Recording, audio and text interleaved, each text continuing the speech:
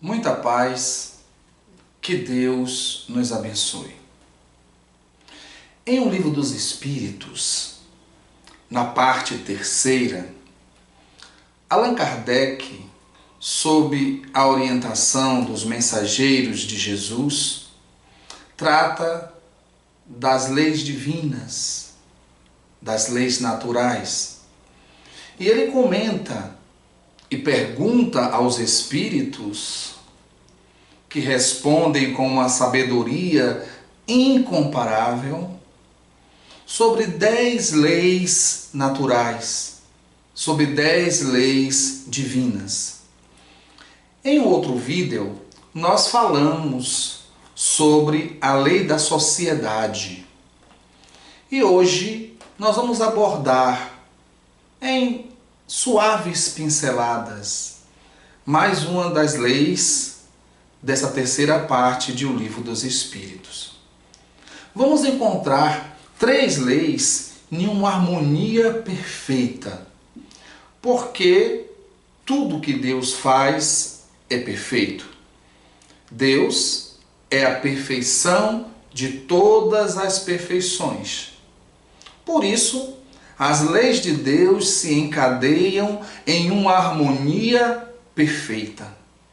Seria impossível Deus criar uma lei que fosse se chocar a outra lei. Nós vamos encontrar 3 leis interessantíssimas. A lei da reprodução, a lei da conservação e a lei da destruição. Olha que coisa interessante. A lei da reprodução, que perpetua as espécies, que faz com que os seres se multipliquem e preencham todo o nosso planeta. A lei da reprodução, de variadas formas, nos vegetais, nos animais, faz com que o nosso planeta seja abundante de vida.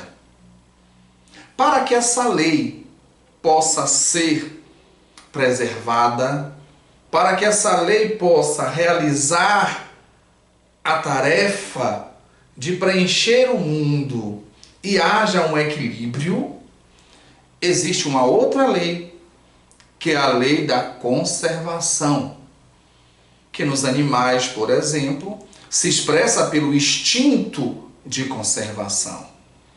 Na lei de reprodução, há o nascimento.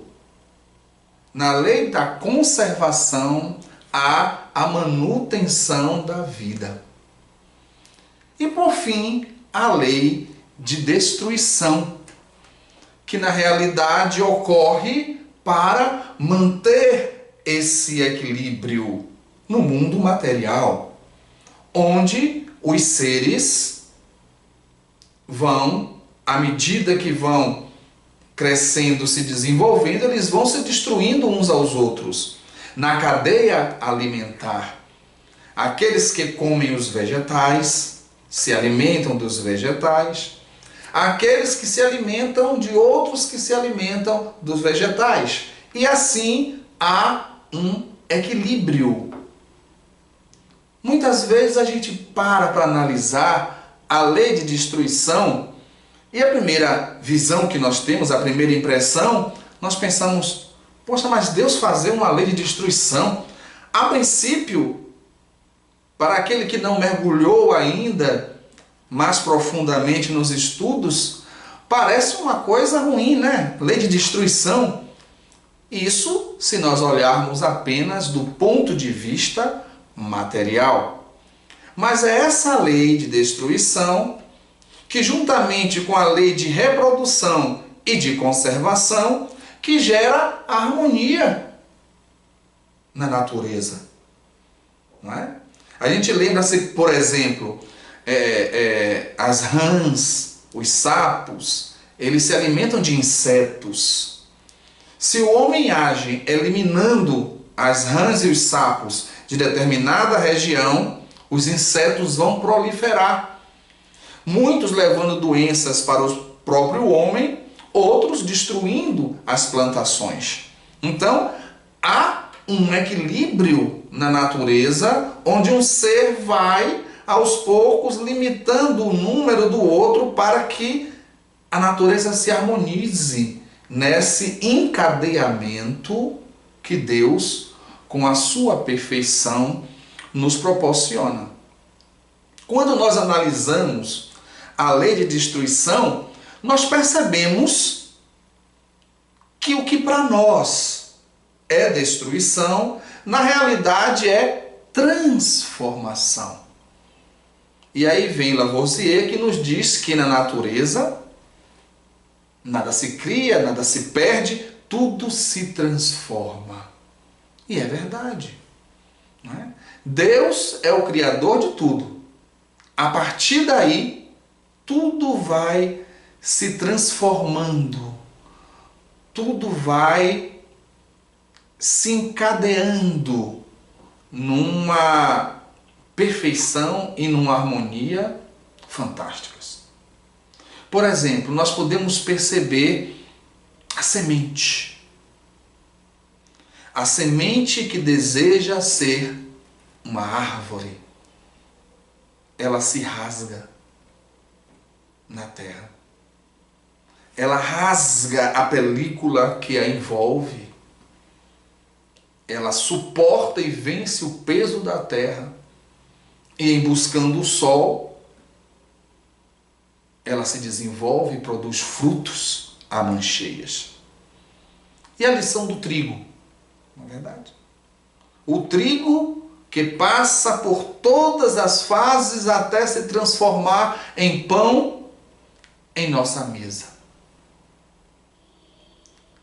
Se nós formos analisar a lei de destruição, nós temos dois caminhos para pensar nessa lei.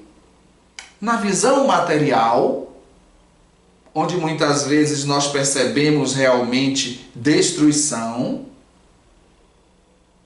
e na visão espiritual, onde o ser imortal, transcendente, supera a destruição da matéria.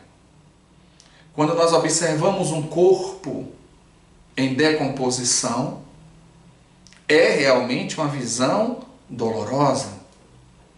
Na visão material é terrível, mas nós não conseguimos observar o espírito imortal que se afasta desse corpo para continuar seu processo de evolução.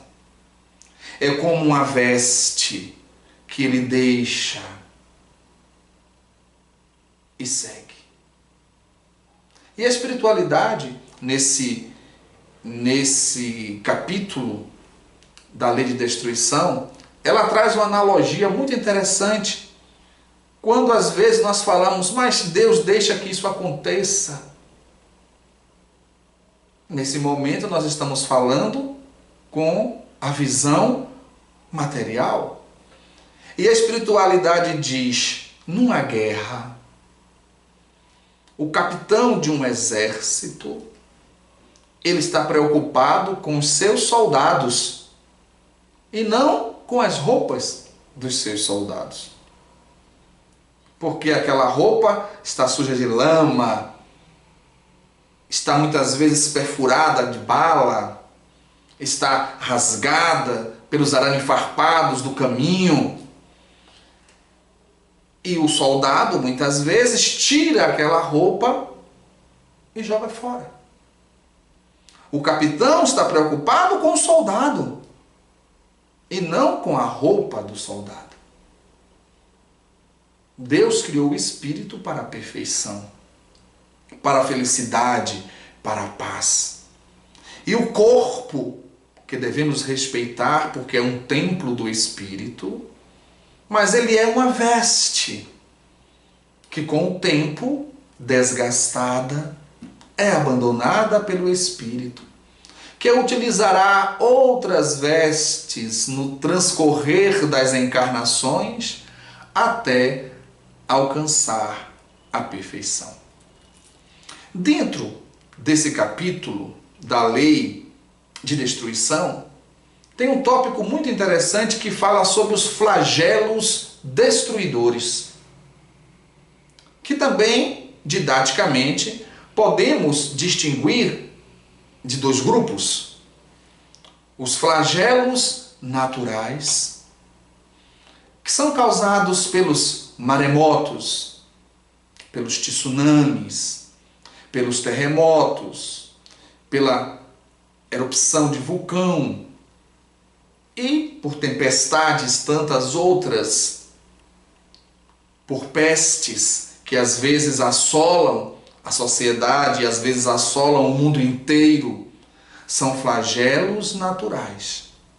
Esses flagelos naturais traz para o homem ensinamentos profundos. Então, são flagelos que em realidade funcionam como educadores, e depois desses flagelos nós percebemos o crescer na intelectualidade, o crescer na tecnologia, o desenvolver das relações, o respeito à criatura humana. Ou seja, esses flagelos, eles vão trazer progresso, tanto do ponto de vista intelectual, material e espiritual. São flagelos naturais. Entretanto, existem outros flagelos que não são naturais, que são provocados pelo homem. Os conflitos de variada ordem, as guerras, sejam elas em pontos específicos ou globais, como a Primeira Guerra Mundial, a Segunda Guerra Mundial. São flagelos que são decorrentes da incúria, são decorrentes do egoísmo, da ambição, da sede de poder, do homem que se torna lobo do próprio homem. E esses flagelos poderiam ser evitados. E mesmo estes, Deus faz com que o homem tire deles aprendizado. Às vezes, o equívoco que cometemos, que nos traz dor, nos ensina a não mais repeti-los. Então, essas três leis, e futuramente falaremos mais especificamente da lei de reprodução, da lei de conservação, que juntamente com a lei de destruição se harmonizam no equilíbrio da vida. Porque tudo em Deus é amor e equilíbrio. Tudo em Deus é harmonia e misericórdia. Necessário se faz a lei da destruição, para que em verdade possamos perceber que é uma lei de transformação, é uma lei de renovação, é uma lei da base do equilíbrio da vida, para que possamos continuar sempre nesse processo de crescimento rumo ao infinito, rumo à perfeição que nos cabe atingir. Que Deus nos abençoe.